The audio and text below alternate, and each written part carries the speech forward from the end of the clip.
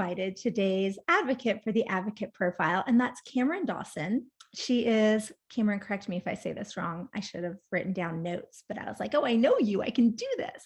Cameron is a staff attorney at the Southern Office of A Better Balance. And those of you who are have been connected with the Women's Fund for a while are familiar with the Better Balance because they led the statewide effort to pass the Pregnant Workers Fairness Act that we worked in coalition with them on. And now we are working closely with the Better Balance about all paid leave issues, sick leave, family leave. But today I asked Kameron to be here as Kameron. And to share a little bit of her story with us, because we've had 3 sessions and we haven't had an attorney, which is what most of us think of when we hear about an advocate. We think of an attorney or a social worker. And I thought it was really important to have someone with us who could bring in that element of familiarity to advocacy, but also speak to really the kind of work that we do. So Kameron, I am going to hand off to you to share your story. And I will be recording this, as you know, and sharing it to our website. And I'll share that link with everyone to share out as well. So Kameron, the floor is yours. Thank you so much for being here. Thanks so much, Janine, for inviting me. And you said it perfectly, as it's just you're one of my favorite people to collaborate with in this space. And I learned so much from you just with Tennessee advocacy. And so I'm really honored to be invited today and just kind of share my personal story and take off, the attorney hat. I think looking back to my journey as an advocate, we don't often see how law and policy interact. I think in law school, you're focused on what is the law, how does it currently work?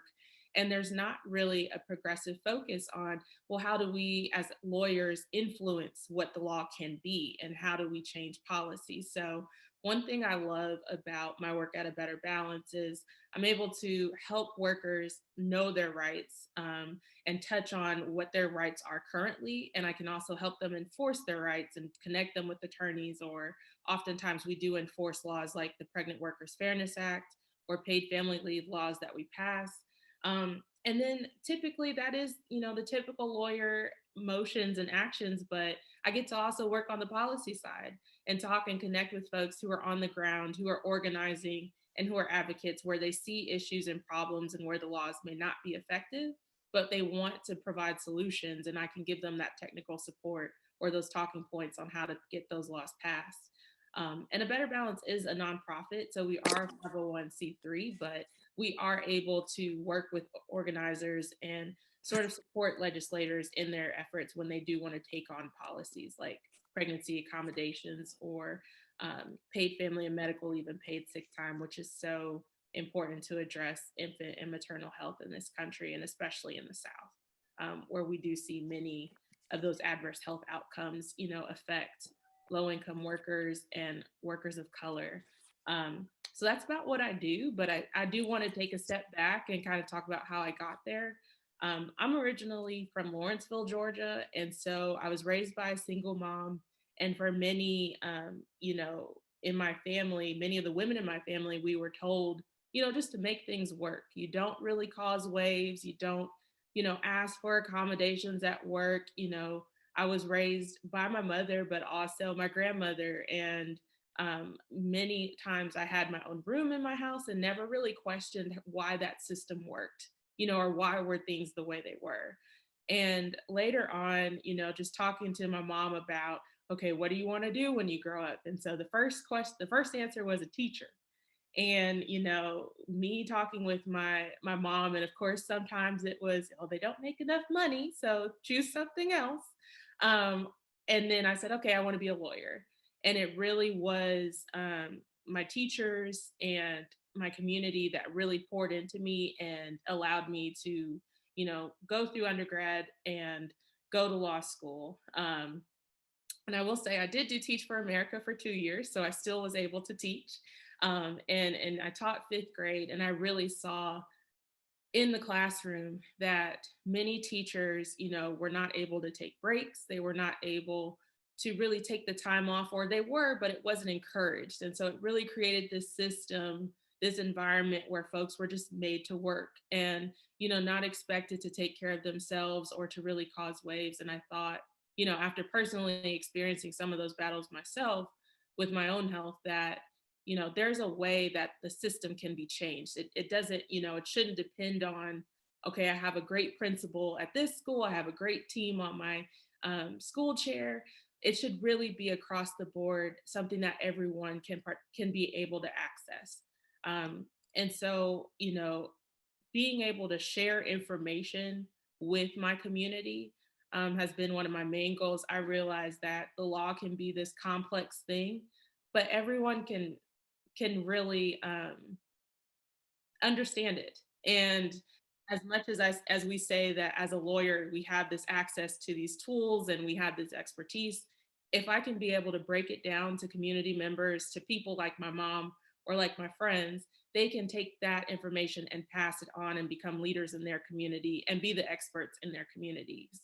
So being able to take that and pass it on has always been my main motivator in this work. And we sometimes say lawyers like to argue, and I've never been, that type of person. I've always been more collaborative. I just, I know when I'm right and I know what to say. And, sometimes I can be persuasive and argue when necessary. But policy and the law has really helped me organize and really hone in those tools. And it's been great to partner with folks and really just share expertise and share, my bit of knowledge, but work in collaboration with others who may have the expertise in the medical field or may have the expertise in maternal and child health, and really just come together and see how we can go forward in one goal. And so, just this past year, I've seen, not just with the pandemic, but just with friends who have started their own motherhood journeys, the experiences that they have had, both good and bad. And that's really been a motivating factor for me to continue in this work, because, I do want to get to the point where having a child is not, a sentence for having adverse health outcomes, for being fired at your job, for being criticized for your decisions, but is actually a time of joy, and where, folks can thrive and not have to worry about, okay, I have to suffer in silence, or this is going to impact my family's ability to thrive economically where they live. And so I think being able to work on paid family and medical leave or work on pregnancy accommodations has really helped me share that wealth with my friends and family. And I think, sharing that experience and information with others across the country has really, been impactful and motivating. Um, and just kind of sharing that with workers on our helpline. So our part of my work too is being able to develop leadership and advocacy with other workers. So if they do find, if they live in a state like Louisiana or Texas where laws may not cover their need that they have, they can advocate for that. They could share their experience, take what's happening to them and turn it into a powerful tool, and to really, make sure that it doesn't happen to other workers like them. And so it's really been beneficial to kind of give them the strategies. They already have the leadership, they already know their story, but here's how we can, share it with other legislators, with other groups. And they really do feel empowered, and they really do feel like they're being listened to, and that they got a chance to change things. So it's not just me, but it's also other workers. And I think that's really been impactful for me, and why, I chose a better balance as a career, and, being a staff attorney there. So I will agree with the definition you shared earlier, Janine, that, I do like to argue, I guess, in some ways, because I like to push for policies that impact women and families and birthing people. But I also have touched on some of that lobbyist, and, from going from a teacher to a lawyer to now policy work, it really has been a learning curve, but I think it's all been on that journey, and it really has followed, some of my values. So I think as you kind of find what policies you're interested in or how to be involved, there are so many different ways to be involved, and it can be daunting at times, but it really just depends on, just find that connection. If you find a website, reach out or send an email or a phone call, because there are so many people who want you to be a part of this work. They don't want to do it alone. And, you really do have knowledge and expertise or experiences and experiences that can lend to this work. So I don't know if I should say more, or Janine, did I fit the bill? If anyone has questions, I do plan to stay on as well. So happy to put those questions in the chat, or share my contact information if anyone's interested in more of this work. But um, I definitely appreciate being able to share and join in with this great series.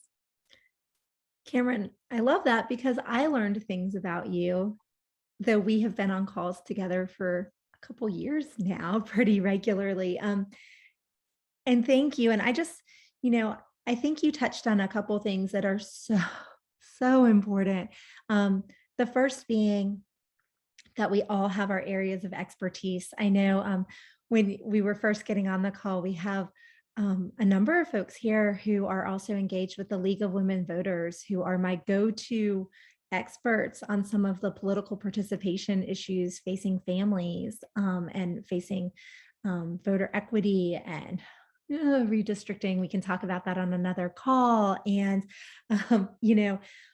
but it's so important that we all collaborate together and share that expertise.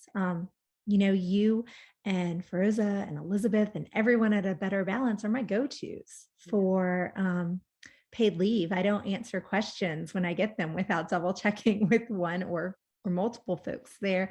And I think that's important, is your expertise comes in a large part from your village and just learning the process. And I love that you talked about that, because I feel like this is a learning journey every year for me too. No, for sure. And I think I've learned so much from you and Feroza, just seeing how the Tennessee legislature works, seeing where do we go, who do we talk to, how do these conversations usually run, and what are the main talking points has been, so impactful in my journey. Because I think as lawyers, we're really focused on what does the language look like, and we may not always be able to communicate the best or most persuasive way, but you and Feroza have definitely, helped me and helped others with seeing how do we hold our legislators and organizers accountable. So I appreciate it. I swear I did not tee up that response, but it certainly opens the door perfectly to jump into talking a bit more specifically about the Tennessee General Assembly. I swear I didn't tee that up, We did Cameron. not meet beforehand.